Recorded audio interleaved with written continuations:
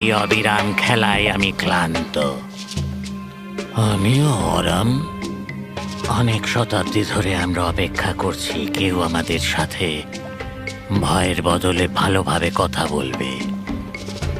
যদি তারা জানতো যে ওক গাছের সামান্য স্পর্শ আমাদের এই প্রাচীন বন্ধন থেকে মুক্ত করবে।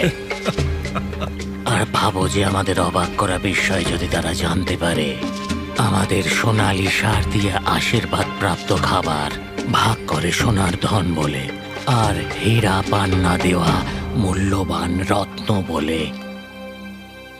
ওরা কি মুক্তি পেতে চায় এই সময়ে? ওরা বন্দী, অত্যাচারী নয়। যেমনটা বলেছিলাম, অপরাধমূলক ভুল বোঝাবুঝি।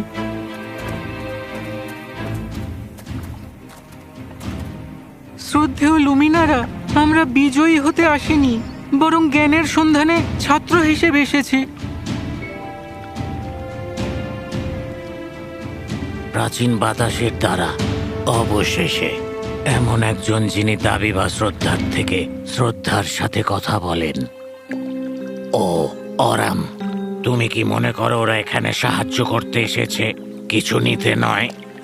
হে মহান প্রাণী, আমাদের রাজ্য কষ্ট পাচ্ছে, কিন্তু তোমার শক্তির জন্য নয়, আমাদের অজ্ঞতার জন্য। আমরা সবকিছু বুঝতে চাই, লড়াই করতে চাই না।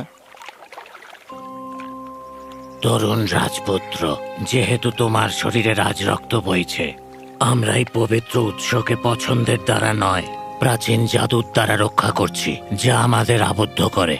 একটা সহজ মৃদু স্পর্শ তোমাদের আনা ওক গাছের ডালের আমাদের বন্ধন ভাঙবে এবং আমাদের স্বর্গীয় রাজ্যে ফিরে যেতে সাহায্য করবে, যেখানে আমরা ছিলাম। তাহলে তোমাদের সাহায্য করা আমাদের সবচেয়ে বড় সম্মানের হবে, মহৎ লুমিনারে।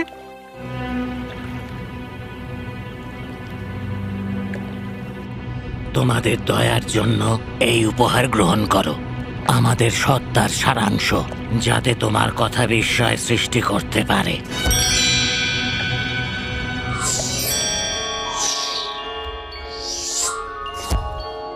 কিন্তু মনে রেখো তরুণরা, জাদুধন কখনোই সম্পদ নয়। তোমার কথায়